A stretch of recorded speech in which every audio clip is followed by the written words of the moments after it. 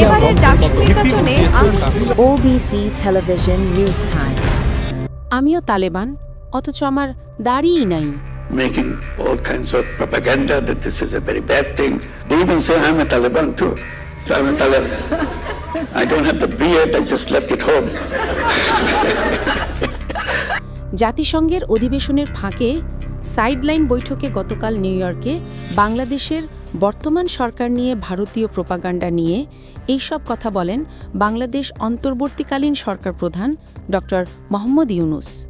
তিনি বলেন, শেখ হাসিনা ছিল ভারতের অত্যন্ত প্রিয়।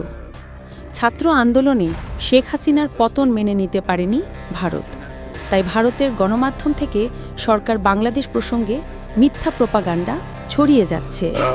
And that creates a lot of tension between India and Bangladesh.